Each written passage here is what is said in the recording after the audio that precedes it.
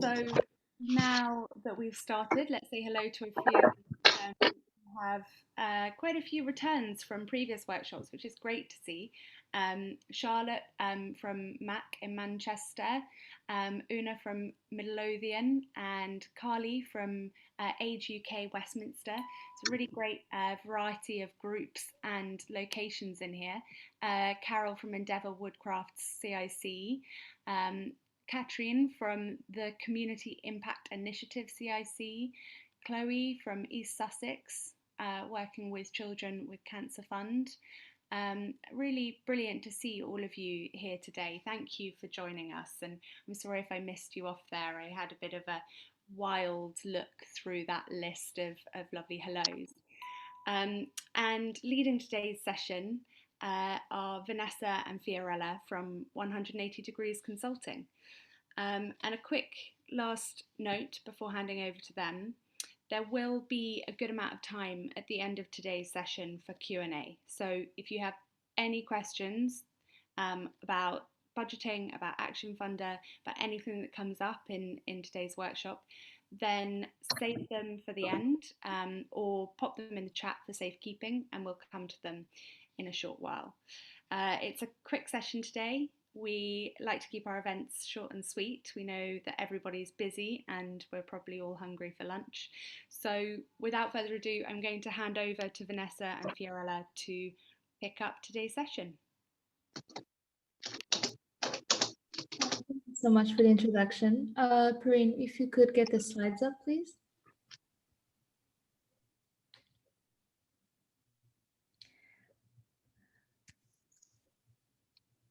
So hi everyone, my name is Vanessa and I am a volunteer consultant at 180 Degrees Consulting, and I will be delivering today's webinar on budgeting along with my colleague Fiorella.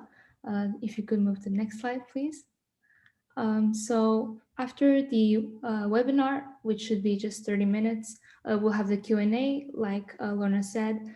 Make sure to leave any questions that you have in the chat, or if you want to ask them later, you can unmute yourself and ask any questions that you have for us or Action Funder. Next slide, please. So as mentioned previously, Vanessa and I work for 180 Consultancy. I'd like to give you a little introduction about us. So our aim is to provide high quality consulting services to social impact organizations so you can improve and expand your services.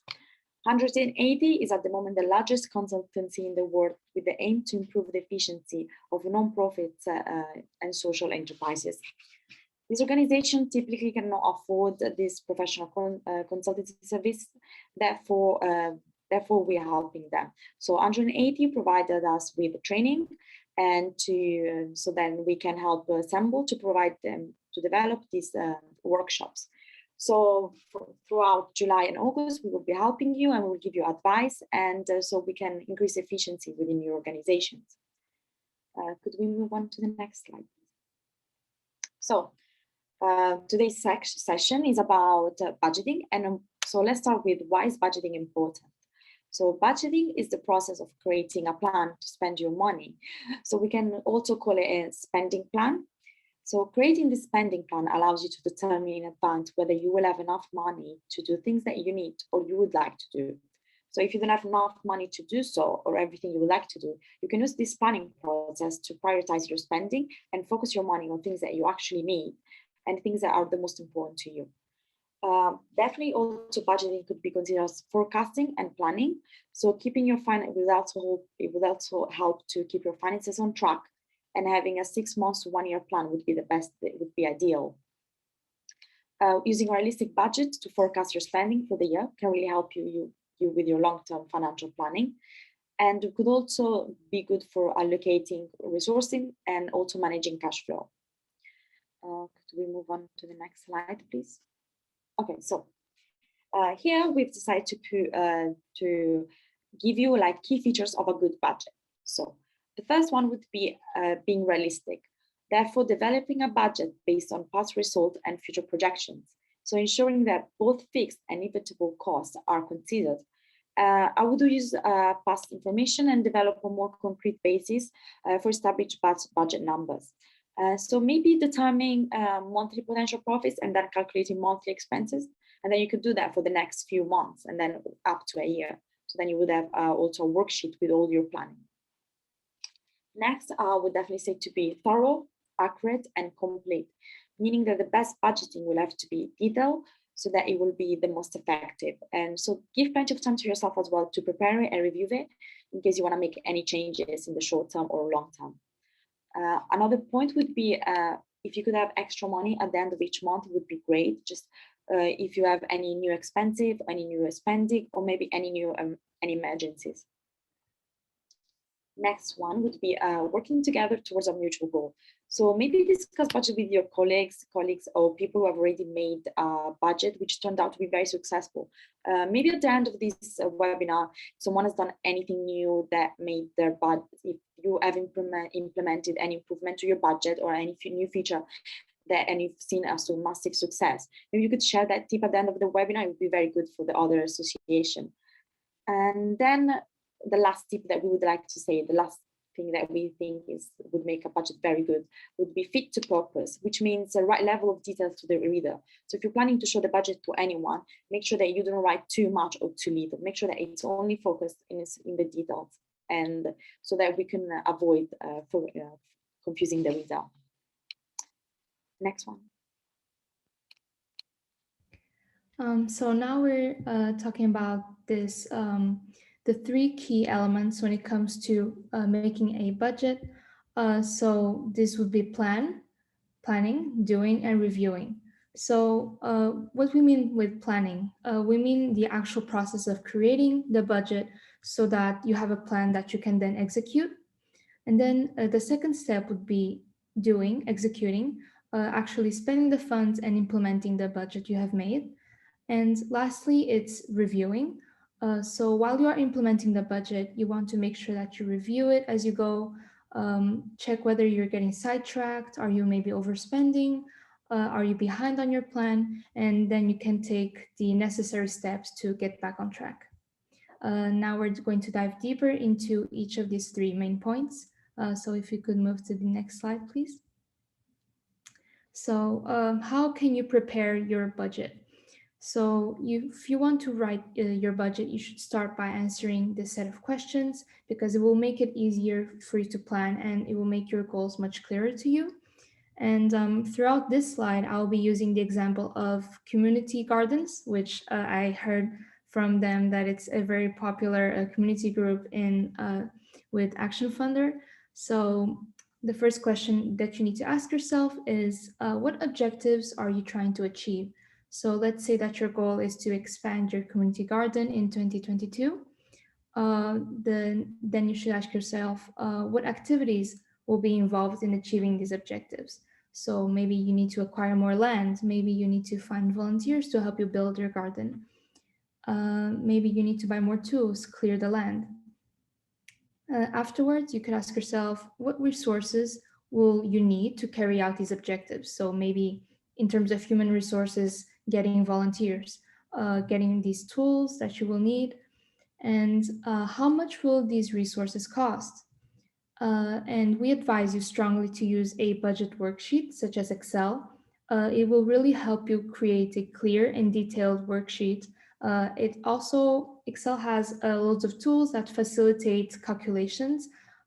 So we really strongly advise you to use a budget worksheet where you need to show all your calculations, research your prices, don't give a rough estimate. And I have included a little sample here of how you could write your budget. So make sure you include the item you're talking about, the cost per unit, as well as quantity, and then the total cost that it would cost you. And afterwards, you could ask yourself, where will these funds come from? And this is where Action Funder comes in, where they will match you with a business that would like to fund your cause. And even if it's not with Action Funder, maybe in the future, other sponsorship opportunities could come up, other fundraising campaigns that you could have.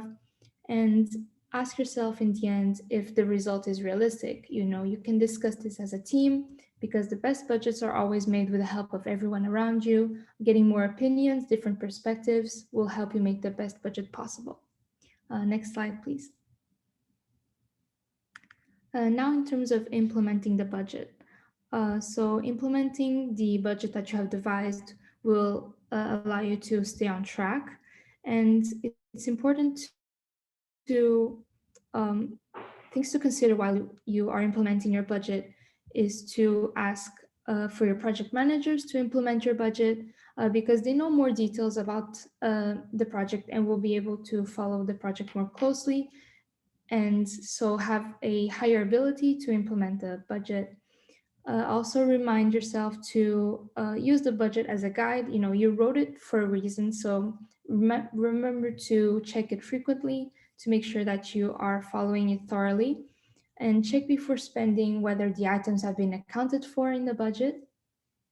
Another tip we have for you is to try to stay within the budget. Focus on delivering the project objectives within the total budget rather than spending all the money that you have outlined. In this way, if there's any money that's left over, you can save it and use it for emergencies. The last tip we have is to have accurate and complete accounting. So keep an accurate and complete record of all the transactions you've made. Well, we don't know whether your funds come with any strings attached, but even in the future, if the funders want to know where their money is going, it's important for you to keep a good record so that you can be transparent and for accountability. Next slide, please. So now we would like to talk about monitoring the budget, which would be the review. So complete the process by comparing the plan, which is the budget, with the actual outcome. And budget monitoring is crucial for an organization to be able to enforce the accountability related to the spending. So how should it be reviewed?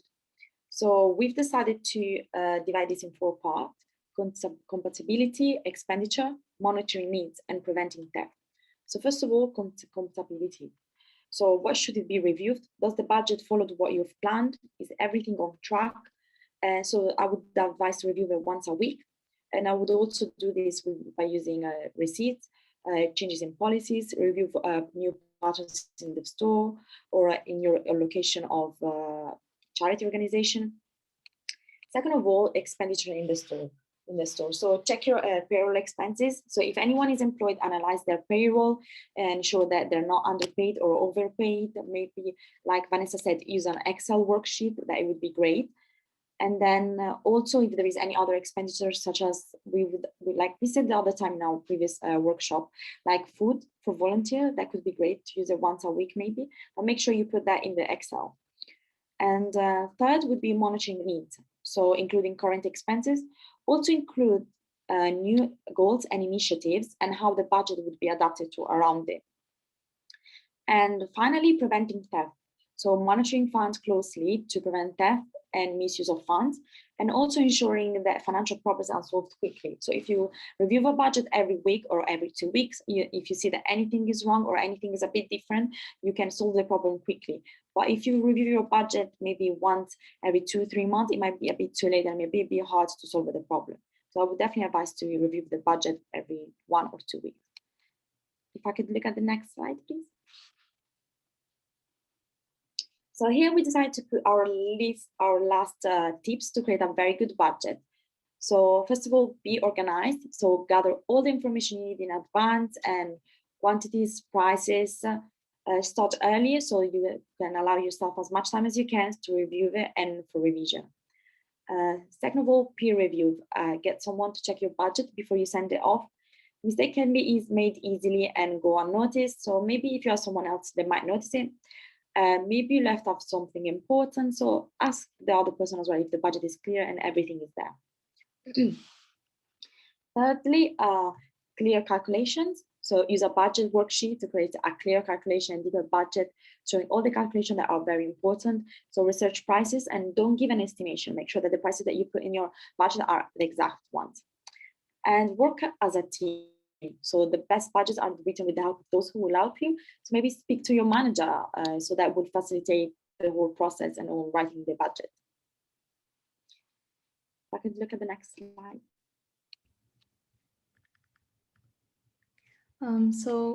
Don't worry if you weren't able to take notes of everything, because we will be gladly handing you over these slides.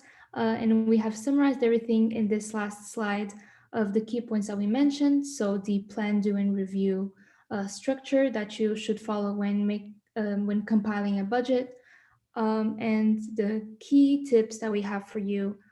Just to reiterate them, we advise you strongly to be organized, start early and allow plenty of time for revisions to be made, show clear calculations, be accurate and complete when you're accounting, review your budget, ask someone to help you, because mistakes can really easily be made when it comes to numbers, and they're sometimes hard to spot.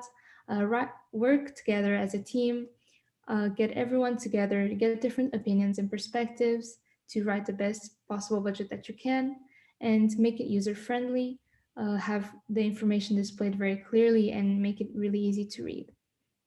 And that's it for our presentation.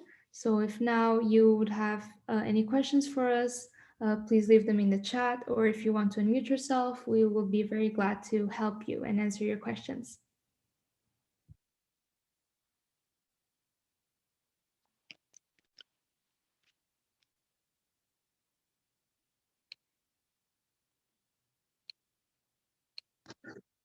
Hiya, I'm Sharon Bala from Sunshine of Hounslow. How are you? Thank you. How are you? Thank you. I just want to ask you, are you going to send these slides to us as an email, please? So I do struggle with the budget, and that's the area I would like to improve myself. And if I can read all the documents, it'll help me to budget better myself and improve my skills as well. I mean, sometimes, you're trying to do the job and something goes wrong or something comes up, it costs a little bit extra. And then, I mean, it's always not, I do talk to the funders, but sometimes you don't cover the cost, and without realizing this will be supposed to be in the budget. How do we go about it then? How do we go about it if we didn't include it in the budget and something comes up? When it's a new project, you don't cover everything, and because you're not aware of that this much will be needs covering. This is something that I said on my slide as well. So making sure that maybe at the end of each month there is some extra spending or like something left. So in case there is an emergency or anything. Well, Yeah, I don't know, maybe you could try and apply for some other fundings, or let me see if Perrine or Lorraine have other advices, maybe something from Action Funder.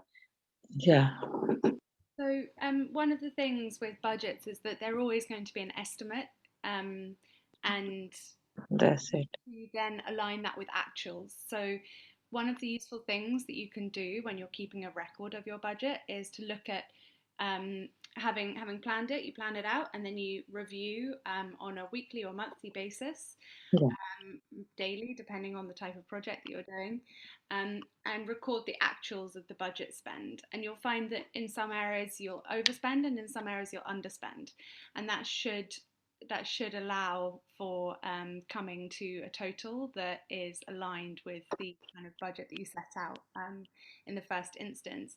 It's difficult when it comes to being funded according to a budget that you set down in an application, because a funder will expect to see accounting of spend according to your plan. But funders also are human, and they accept that things aren't going to go exactly according to plan at all times.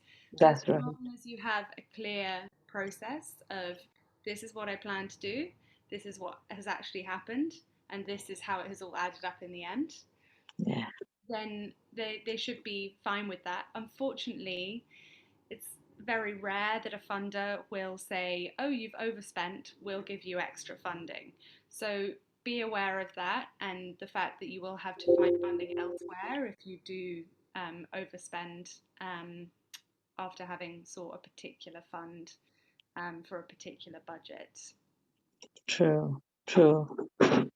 I mean, so it's very rare it happens. What we then normally do is just do what we're supposed to do and always discuss with the funders that this comes up. I mean, we did apply for funding and we did realize we need a ramp for the shed because of the disability, also taking the tools in and out, heavy tools from the shed.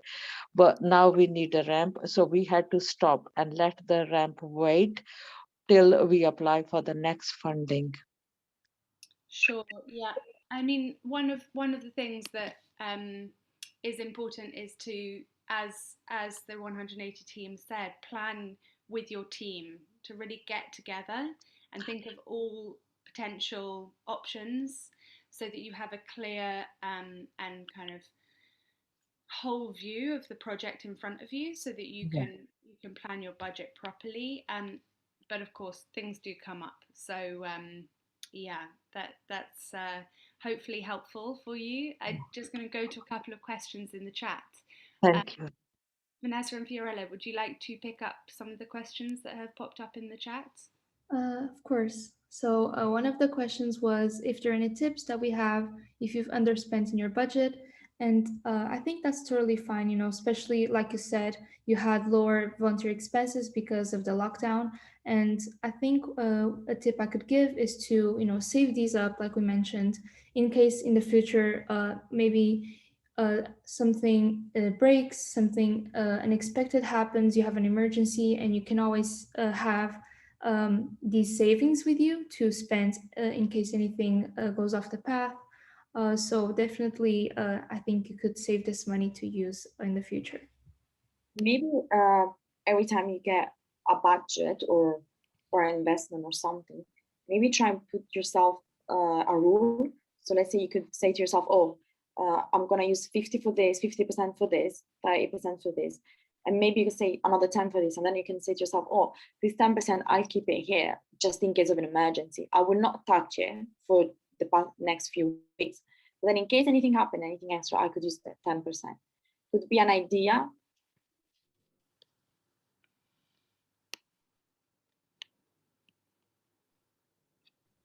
Another question in the chat is whether staffing costs and administration costs are acceptable expenses in a funding bid.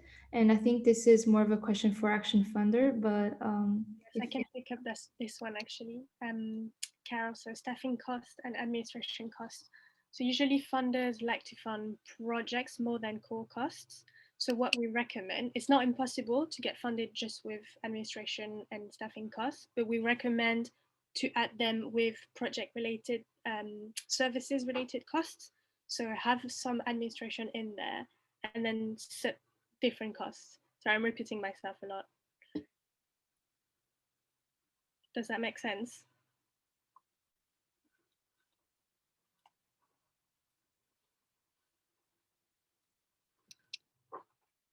We've also oh, I think that might have been a response. Great. We've also had a question about how long funding records and expenses should be kept. Should it all be 10 years? I'm not sure where the 10-year period comes from. I haven't seen 10 years before. I know that for charities, HMRC recommends that you keep all paperwork for 6 years, particularly where gift aid donations are made. That's necessary.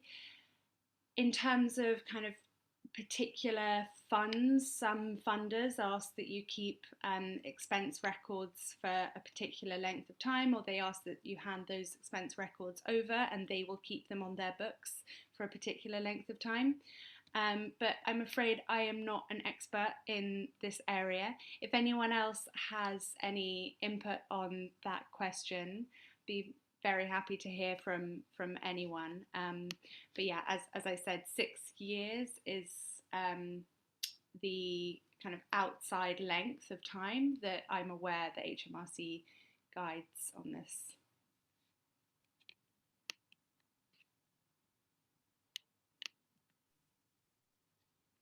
there any other question or maybe anything you would like to share with other people, something that might have helped you?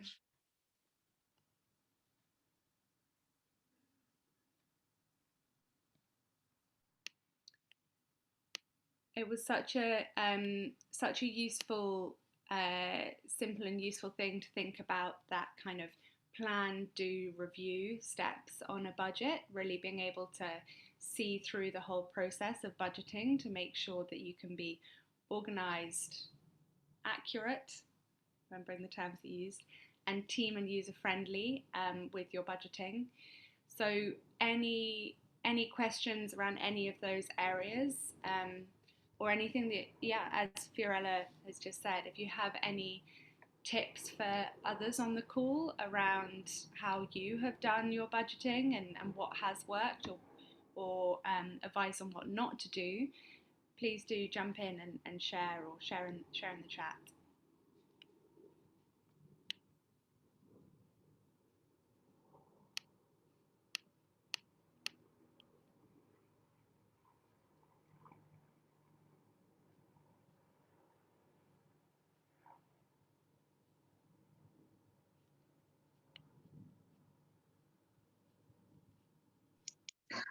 Lorna, I was going to ask you something. Sorry, I'm taking a little more time to understand better. I was going to send you some documents regarding the grant we were going to apply for. Do we need to send the budgeting with the documents as well?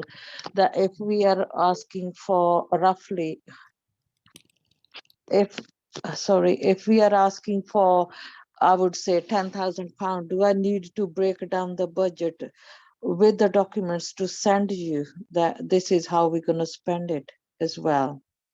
So on Action Funder, if you're applying for a grant on Action Funder, it asks Yeah. you, one of the steps in the process is a simple breakdown of your budget.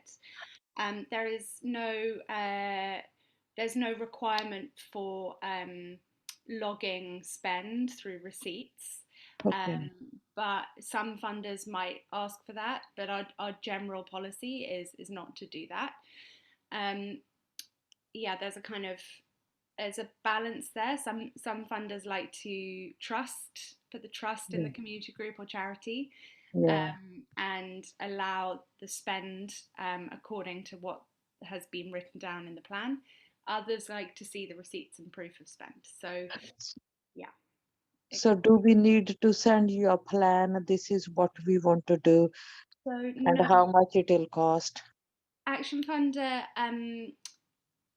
as part of the Action Funder process, you fill in the budget breakdown of what your project spend will be. So you put that in as part of your project on actionfunder.org, and you don't kind of send anything to a particular person or a particular funder. It's simply setting up a project on the platform, and waiting to be funded. I'm gonna go through it hopefully this week. I've created the documents already, what our plans are, what we want to do, how much funding we are looking for. They are all ready, but I'm gonna get students to do it online for me because as you can see, I'm a golden age.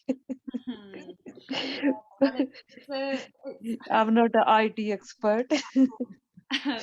it's hopefully a pretty easy to use site. So do have a go, and send over any questions that you have. It's just a confidence, Lorna. I need somebody with me.